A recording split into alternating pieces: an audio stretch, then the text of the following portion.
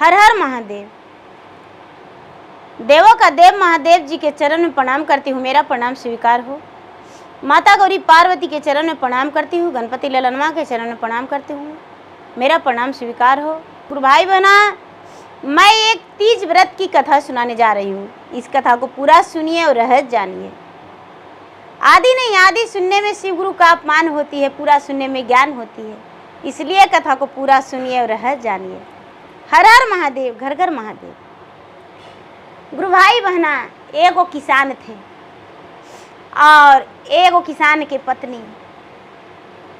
दोनों खेती बाड़ी करते थे, खेती बाड़ी में खटते थे और उनका घर गृहस्थी वही था, उसी से उनका परवरिश होता था। तो जानते हैं दीदी कि जो भी किसान भैया हैं, मैं उन्हें धन्यवाद करती हूँ कि पूरे परिवार खेत में मेहनत करते हैं और उसके बाद उनका फसल उगता है और पूरे परिवार मिलके सारी काम करते हैं। तो जो किसान और किसान की पत्नी, उनके बच्चे, सभी लोग खेत में काम करने जाते थे। प्रतिदिन का उनका वही काम था। किसान का एक बेटी थी, किसान का एक बेटी थी। तो वो बेटी जो थी दीदी, दोनों आंख से अंधा थी, थोड़ा थोड़ा दिखता था, हल्का फल्का दिखता था। मान लीजिए कि अंधा थी किसान की बेटी। तो किसान, किसी का भी चाहे तो अंधा हो बेटा, चाहे तो लंगड़ा हो बेटी, या तो जैसा भी हो, संतान तो संतान होता है। संतान के लिए ये नहीं लगता है कि इसको कुछ हो जाए। एक उंगली में भी दर्द होता है तो माता पिता को कलेजे में दर्द हो जाता है संतान के लिए। तो किसान की जो बेटी थी, उसका नाम सुस्मिता था। सुस्मिता जो है वो दोनों आंख से कम दिखाई देता था, अंधा के बराबर थी। किसान जो है, किसान खेत में काम करने गए। किसान जब खेत में काम करने गए तो अपना कुर्ता उतार के और एक जगह पे धर दिए, एक जगह पे धर दिए। जब उनका किसान का धूप न लगने लगा तो जाने के समय हुआ तो अपना बेटी से कहते हैं कि ये बेटा देखो, अपना कुर्ता जो है वहां पर कुर्ता धर दिए हैं, ऐसा करो मेरा कुर्ता ले आओ, मेरा कुर्ता ले आओ। तो जो किसान का बेटी है वो सुस्मिता क्या करती है कि कुर्ता लाने जाती है। तो कुर्ता लाने जाती है तो जैसी कुर्ता में हाथ लगाती है तो नाग जो है अंदर से पूरा फूई फूई करने लगा, पूरा गरजने लगा। कहती है कि अरे लगता है सर्प है और सर्प मुझे डांस लेगा। वापस आ गई है, कहती है अपने पिता से कि ये पिताजी, हम कैसे कुर्ता लावे, उसमें तो सर्प है, सर्प पूरा गरज रहा है, हम उसे नहीं ला सकते हैं।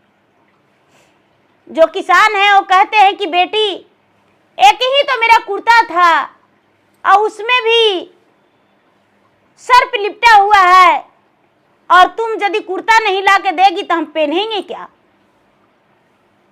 किसान कहते हैं तुम्हें कुर्ता लेकर आना होगा, कुर्ता यदि नहीं लेकर आएगी तो घर नहीं आना। किसान आगे आगे चल दिए, पीछे से किसान की बेटी सुस्मिता भी अपने पिता के साथ पीछे पीछे चल दी। घर में अंदाज से बेचारी पहुंच जाती थी, दोनों आंख की अंधी लड़की थी। धीरे धीरे समय बीत रहा था, वो कुर्ता नहीं लेकर गई। जब कुर्ता नहीं लेकर गई तो किसान देखे तो अपना पत्नी से कहते हैं कि अरे खेत पे एक कुर्ता रखा हुआ था, जो कुर्ता लाने बोले, जो कुर्ता ये नहीं लाई, इसको भोजन मत देना। कहती है कि माँ, हम कुर्ता कैसे लाते माँ, उसमें तो सर्प लिपटा हुआ था। उसकी माँ कहती है कि बेटा तुम्हें तो दिखाई नहीं देता है, तो तूने कैसे देख लिया कि सर्प है? जो सुष्मिता की माँ है वो कहती है जब ऐसा बात, तो सुष्मिता कहती है कि माँ मैं क्या बताऊं, सर्प आवाज लगा रहा था, गरज रहा था। यदि हम कुर्ता लेकर आते तो मुझे डांस लेता। ठीक है बेटा कोई बात नहीं, अब जाना तो लेकर आना। भगवान से कहती है कि हे भगवान आपने मुझे अंधी बना दी है। अच्छा की बात है अंधी तो बना ही दिए हैं, लेकिन आज चाहे जो हो जाए, सर्प काट ले तो काट ले, मुझे माँ खाना नहीं दी है, पिताजी खाना नहीं दिए हैं, तो हम वो कुर्ता के ले ही आवेंगे। किसान की जो बेटी है वो फिर से शाम के समय में दोपहर ढलने के बाद सभी के साथ में चल जाती है काम करने। शाम होता है तो वो कुर्ता लाने जाती है, तो सर्प जो है इसका पैर में लिपट जाता है। सर्प जो है पैर में लिपट जाता है। ये अंधी लड़की कहती है सर्प से कि अरे भाई तुम मुझ में क्यों लिपट रहे हो, मैं तो एक अंधी हूं, यदि डांसना चाहते हो तो डांस लो, कोई बात नहीं, लेकिन ऐसा एक रास्ता हम तुम्हें बताते हैं। ऐसा करो, ये कुर्ता में तो छिपा हुआ था, तुम्हारे लिए थोड़ा सा हम घास काट के रख देते हैं, उसमें तुम छिप जाना, बड़ा आराम मिलेगा। तुम्हें गदगद चाहिए ना? सर्प कहता है कि अरे दोपहर में धूप लग रहा था इसलिए कुर्ता में छुप गए थे, और तुम कुछ ले जा रही हो कुर्ता, तो हम छुपेंगे किस चीज में? वो क्या करती है, सर्प से बोल के अपना पाँव छुड़वा लेती है, और छुड़वा के और थोड़ा सा घास काट के और दे देती है कि उसमें छुप जाओ। अब क्या करती है वो लड़की, घर आ जाती है कुर्ता लेके अपने पिता के, और सुबह होकर उसको मन में छटपट लगते रहता है, छटपट लगते रहता है कि यह सर्प को हम घास दे दिए थे, उसमें घुस गया होगा, लेकिन वो भूखा होगा।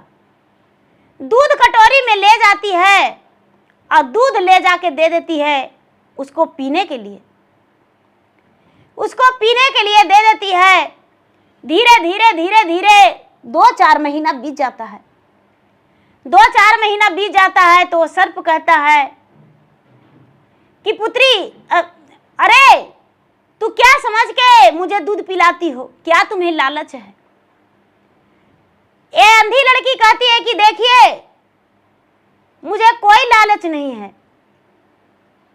सर्प कहता है कि हम तुमसे विवाह करेंगे। कहती है मैं अंधी हूं और सर्प से विवाह कैसे कर सकते हैं? ऐसे भी मेरा विवाह नहीं हो रहा है, ऐसे भी मेरा विवाह नहीं हो रहा है, और मेरे पिताजी मेरा वर ढूंढते ढूंढते परेशान हैं, और एक सर्प से विवाह हम कैसे कर सकते हैं?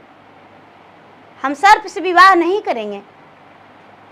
वो सर्प कहता है कि मेरा कहना मानो और मेरे लिए तुम कुछ करो। ये अंधी लड़की कहती है कि क्या करें, जैसा कहोगे वैसा हम करेंगे। वो जो अंधी लड़की है, अंधी लड़की से सर्प कहता है कि मेरे लिए तू व्रत करो, व्रत रखो,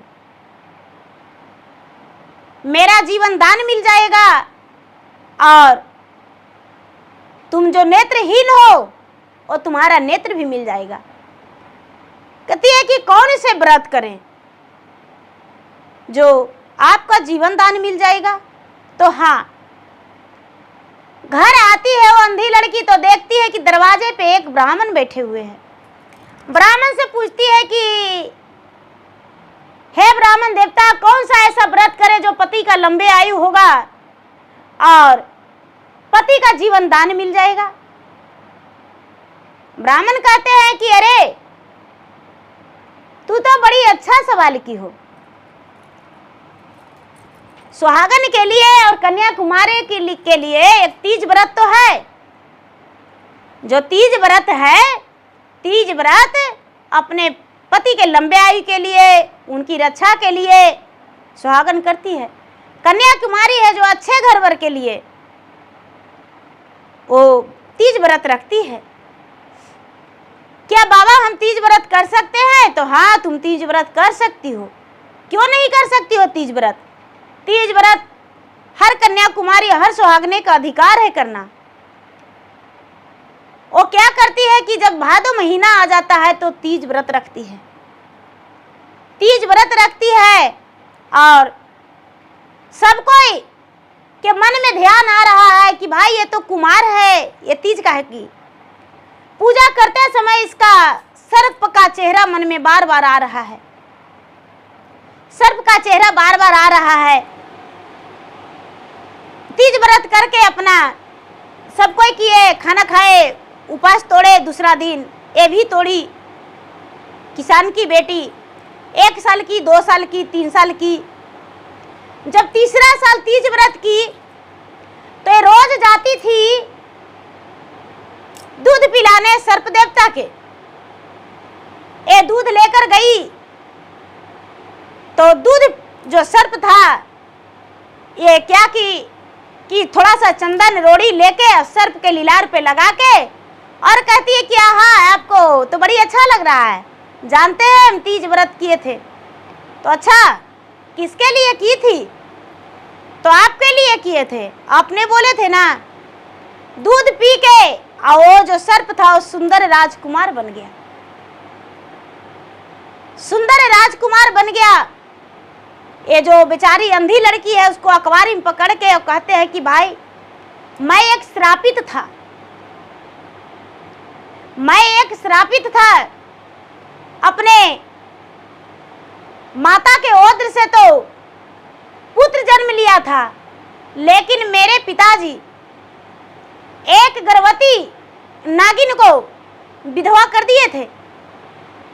एक गर्भवती नागिन विधवा हो गई थी। मेरे पिताजी नाग को मार दिए थे और वो नागिन जो है नागिन गर्भवती थी और वही श्राप दिया था कि जैसे तूने मुझे विधवा कर दिया है तो मैं अपना पति के लिए हम तड़पेंगे, उसी तरह तुम अपना पुत्र के लिए तड़पोगे। और मैं जन्म लेते 3 महीने के बाद एक सर्प बन गए। वही नागिन दिया था श्राप कि यदि कोई भी लड़की तुम्हारे लिए व्रत रखे और तुम्हारा विवाह से पहले सर्प रूपी में पति स्वीकार ले तो तुम्हारा योनि बदल जाएगा। और तूने मुझे पति स्वीकारा और तूने मेरे लिए व्रत रखा और प्रसादी खिलाया भगवान का, इसीलिए मैं सर्प योनि से मनुष्य तन में हो गया हूँ। वो अंधी लड़की कहती है कि क्या करे, मेरा तो भाग ही ऐसा है, मैं तो एक अंधी हूँ, मेरा भाग में तो सुख है ये नहीं है, क्या करे। वो अंधी लड़की जो है घर की ओर आने लगती है तो राजकुमार था, राजघराने का बेटा था। ये अंधी लड़की सच्चे हृदय से भगवान के पूजा पाठ करती थी, मंदिर जाती थी, हर देवी देवता के अपने नेत्र के लिए पूजा पाठ करती थी, लेकिन इसका नेत्र वापस नहीं आया था, रोशनी नहीं आया था।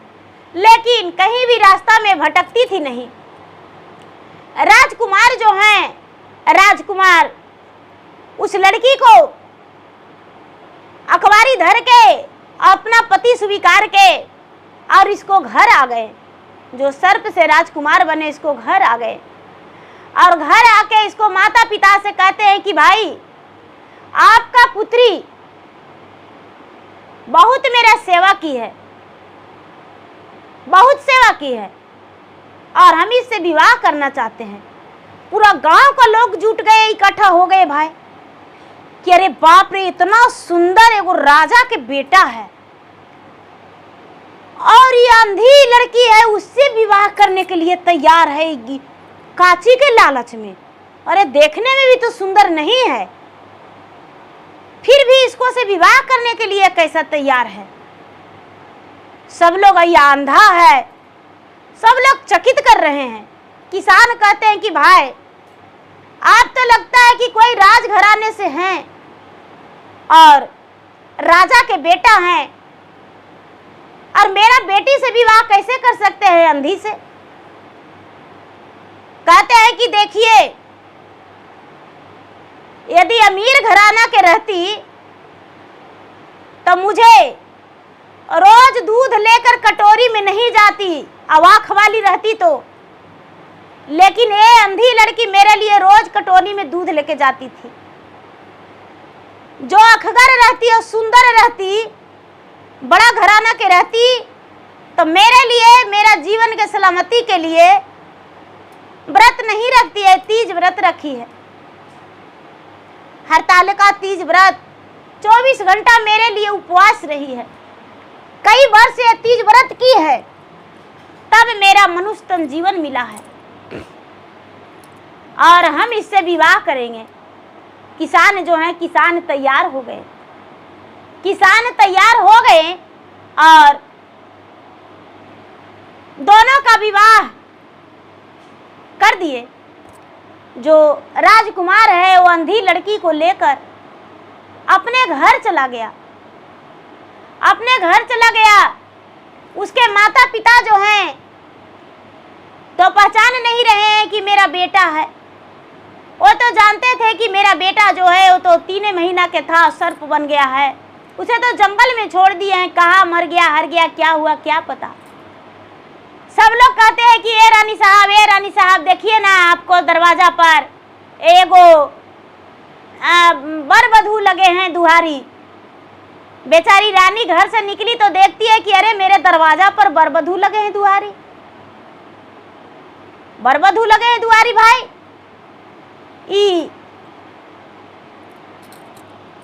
कहाँ से बर वधू लगे हैं दुआरी? पूछते हैं भाई कौन है, और मेरा धन के लालच में आप मेरे घर आना चाहते हैं। कहते हैं कि नहीं माँ, ऐसा बात नहीं है। याद करो, जब हम 3 महीना के थे तब तुम मुझे त्याग के जंगल में छोड़ी थी।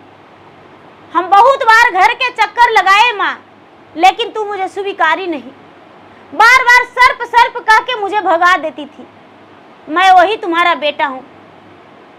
बेटा, जब तू ऐसा इतना सुंदर तुम्हारा रूप है तो ये अंधरी लड़की से विवाह कर लिया। ये दोनों आँख का अंधा है बेटा। नहीं माँ, ये मेरे लिए देवी है, तुम्हारे लिए ये अंधरी है, मेरे लिए देवी है। माँ, जब सर्प योनि में थे तो इससे कोई रिश्ता नहीं था, लेकिन मुझे रोज दूध पिलाती थी और मुझे घास पात बैठने के लिए देती थी, झांक देती थी।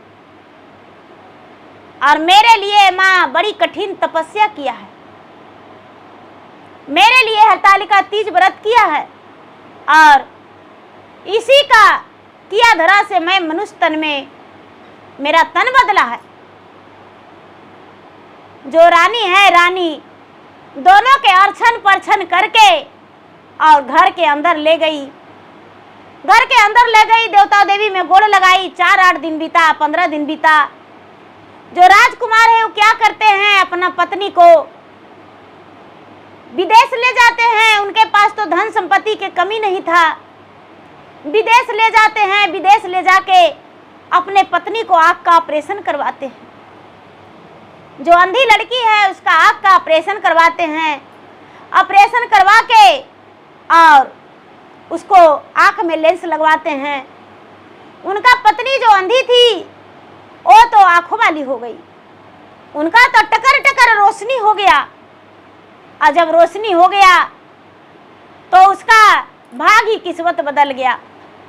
उसके पति जो है उसके नजर के सामने खड़े हुए, क्या तुम मुझे पहचानती हो?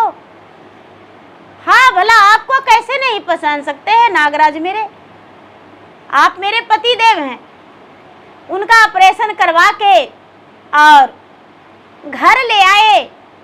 घर लाने के बाद अपने माँ से, अपने पिता से कहते हैं कि पिताजी, इनके माता पिता बहुत गरीब हैं, बहुत निर्धन हैं। अब तीज व्रत करने के लिए ये मैका जाएगी, तीज व्रत करने के लिए ये मैका जाएगी, क्या आप इसे जाने देंगे? राजा रानी कहते हैं कि इसके माता पिता गरीब हैं तो कोई बात नहीं, ये तीज व्रत करने मैका जा सकती है, क्योंकि पहला व्रत तो ये मैका में किया है, तो आज भी ये जाके मैका में व्रत कर सकती है। जो राजकुमार की पत्नी जो अंधी लड़की थी, वो तो सुंदर राजघराने की बहू बन गई, उसका तो अंधी कोई कह नहीं सकता, क्योंकि उसका आँख का रोशनी वापस आ गया। दोनों ससुराल गए।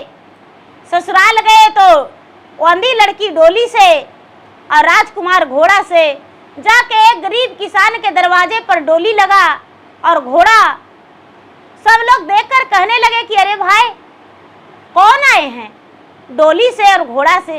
लोग देखते हैं तो अरे आपका बेटी है, आपका बेटी का तो आंखें नहीं था, ये आँख कैसे हो गया? अंधी लड़की कहती है कि देखो, ये सब मेरा भक्ति का कृपा से हुआ। हम भगवान के भक्त थे, भोलेनाथ के भक्त थे, और भोलेनाथ के कृपा से मेरा सब कुछ मिल गया है। मेरे पति जो हैं वो भी, उनका भी एक सर्प योनि में शरीर था, और हम उनके लिए हरतालिका तीज व्रत किए तो उनका शरीर जो है मनुष्य तन में बन गया। तो हरतालिका सबके बतलाने लगी कि देखिए, हरतालिका तीज व्रत वो व्रत है जिसके पति अंधे भी रहते हैं, उनका भी नेत्र हो जाता है। जिनके पति लंगड़ा रहते हैं वो भी चलने लगते हैं। जिनका पति का शरीर में कोई भी संकट रहता है, वो संकट कष्ट सब दूर हो जाता है और वो भी स्वस्थ हो जाते हैं। हरतालिका तीज हर सुहागने अपने पति के लंबे आयु के लिए करती है। जो सच्चे मन से, श्रद्धा से, भक्ति से तीज व्रत करते हैं तो भगवान उनका मन्नत पूरी करते हैं।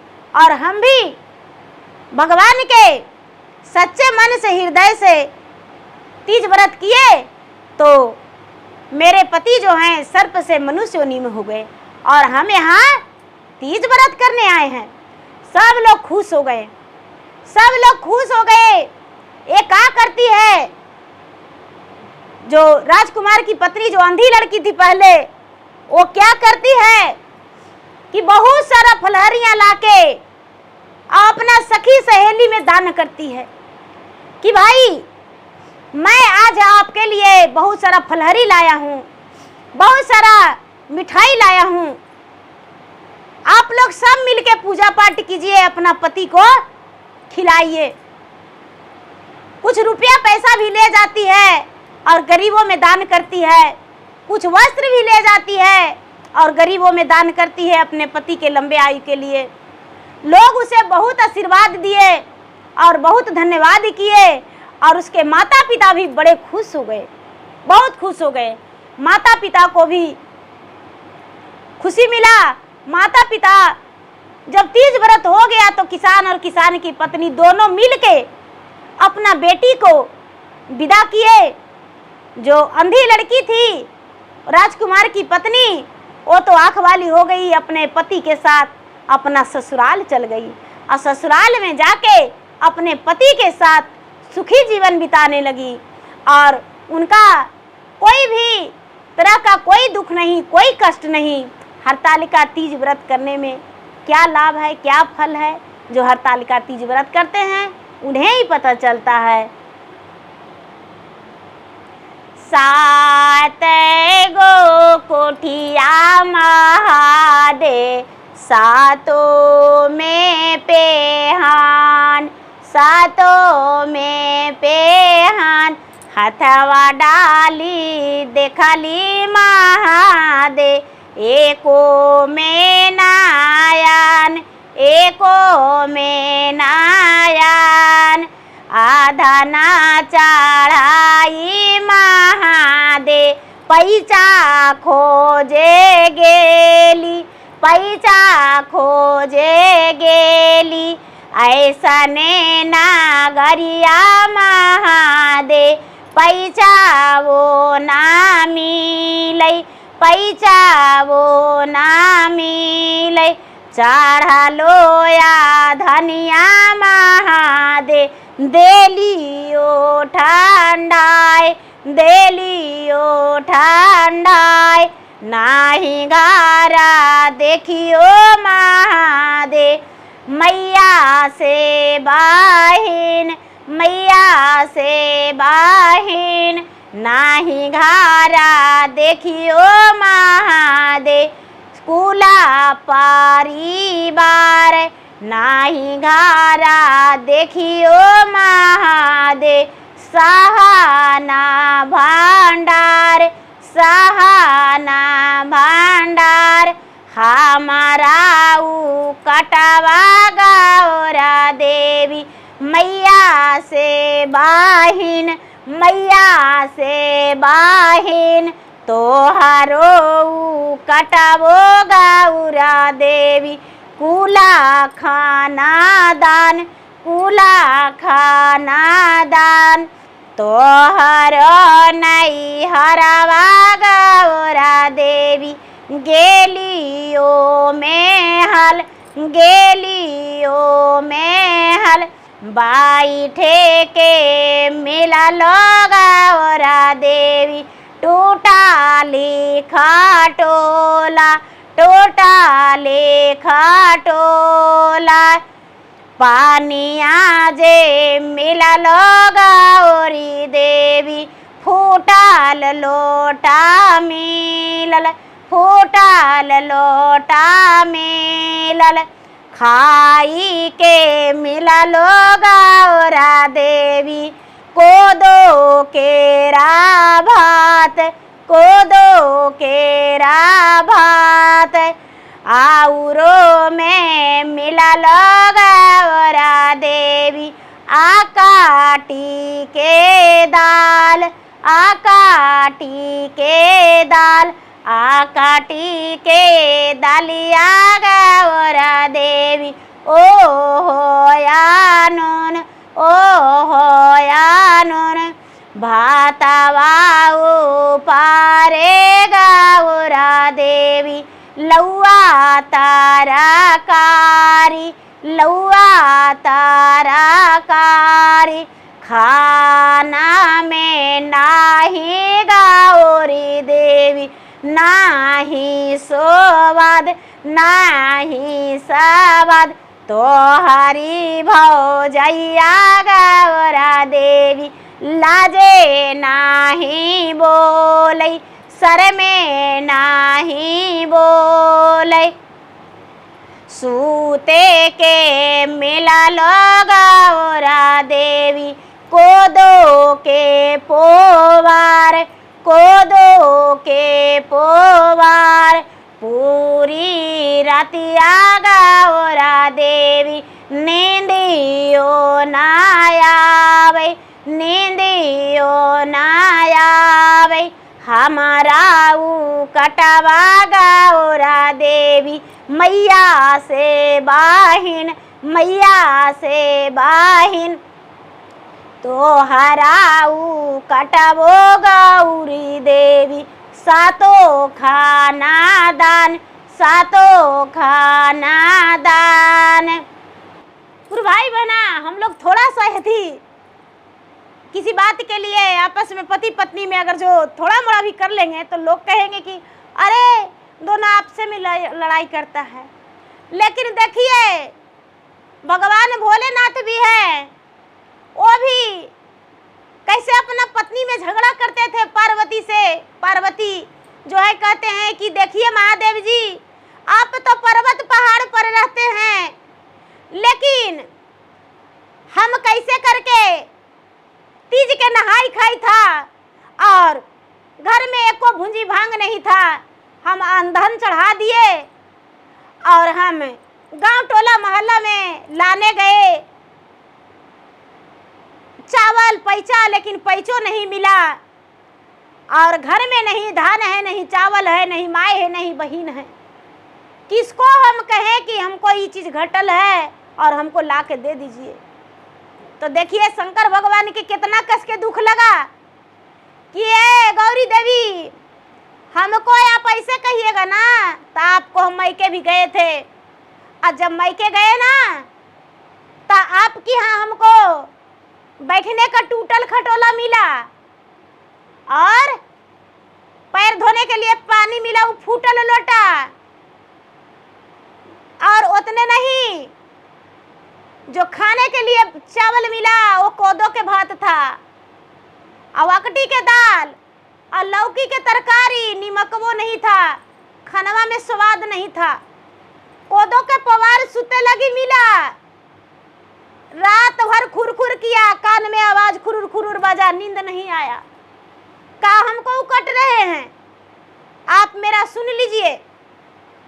पार्वती जो है गौरी महादेव के चरण में लपट जाते हैं और कहते हैं कि हमको क्षमा कर दीजिए, कभी हम आपसे नहीं जीतेंगे, लेकिन हम हरतालिका तीज व्रत किए हैं, मेरे पूजा पाठ के सारी सामान ला दीजिए। शंकर भगवान जो है कहते हैं कि हम तो खड़ी हैं, मेरा पूजा कर लीजिए, आरती उतार लीजिए, मेरा लीलार में चंदन लगा दीजिए, आपका पूजा सफल हो जाएगा। अरे सब तो संसार में मेरा प्रतिमा बना के पूजा करता है, तो हम तो आपके पास साक्षात हैं, आप मेरा पूजा कर लीजिए। पार्वती क्या किए कि महादेव का पूजा पाठ करके आरती उतार के और महादेव जी से मुख भरा आशीर्वाद ले लिए और मुख भरा आशीर्वाद लेके और हरतालिका तीज व्रत चौथ के दिन खुशी खुशी तोड़ दिए। महादेव स्वयं अपने हाथों से अपना पार्वती का व्रत तोड़वाए। तो देखिए गुरु भाई बहना, मेरा वीडियो अच्छा लगे तो मेरा वीडियो का लाइक करें, शेयर करें, चैनल पर यदि नए हैं तो चैनल का सब्सक्राइब करें, बेल आइकन घंटी को दबाएं, जो कि मेरा वीडियो का नोटिफिकेशन सबसे पहले आपके पास जाए, आप मेरा वीडियो सुन सके। कमेंट बॉक्स में हर हर महादेव जय श्री गुरु जरूर लिखे। धन्यवाद। हर हर महादेव, घर घर महादेव। तो एक बार प्रेम से बोलिए शंकर भगवान की जय।